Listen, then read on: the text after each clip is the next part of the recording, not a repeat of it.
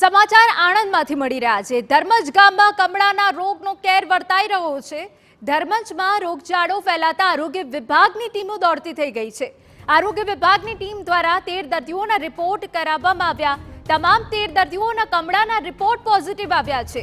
3 દર્દીઓ પેટલાદની હોસ્પિટલમાં સારવાર હેઠળ છે। પેટલાદ આરોગ્ય વિભાગની 10 ટીમ દ્વારા ધર્મજમાં સર્વેની કામગીરી। ગટરના પાણી પીવાના પાણીની લાઇનમાં ભળી જતા રોગચાળો ફેલાયો। ગામમાં પીવાના પાણીની લાઇનમાં 4 લીકેજ મળી આવ્યા છે। પાણીની લાઇનમાં લીકેજ રિપેર કરવાની કામગીરી હાથ ધરવામાં આવી છે। સંવાદદાતા ધર્મેન્દ્ર કપાસી વધુ વિગતે વાત કરવા જોડાયા છે। ધર્મેન્દ્ર, પૂરી વિગત।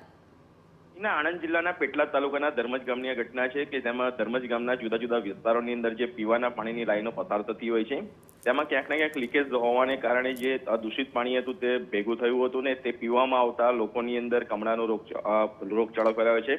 મહત્વની બાબત એ છે કે ગામની અંદર જે દર્દીઓ હતા તેમની પ્રાથમિક સારવાર કરવામાં આવી।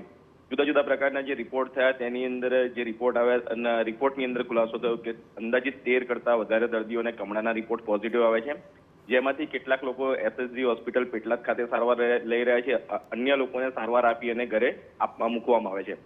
વાત કરવામાં આવે આરોગ્ય વિભાગની તો આરોગ્ય વિભાગની 10 ટીમો દ્વારા સર્વેની અત્યારે કામગીરી કરવામાં આવી રહી છે। જુદા જુદા વિસ્તારોમાં ફરી અને જુદા જુદા પ્રકારની સૂચનાઓ પણ નાગરિકોને આપવામાં આવી રહી છે અને રોગચાળો વધુ ન વકરે તે પ્રકારના પ્રયાસો અત્યારે જિલ્લા આરોગ્ય વિભાગ દ્વારા કરવામાં આવી રહ્યા છે। હિના, બિલકુલ આભાર ધર્મેન્દ્ર। તો જિલ્લા આરોગ્ય વિભાગ દ્વારા હાલ તો તમામ પ્રયાસ કરવામાં આવી રહ્યા છે। પહેલા તો ગામમાં પીવાના પાણીની લાઇનમાં જે 4 લીકેજ મળી આવ્યા છે તે પાણીની લાઇનમાં લીકેજ રિપેર કરવાની કામગીરી હાથ ધરાઈ છે।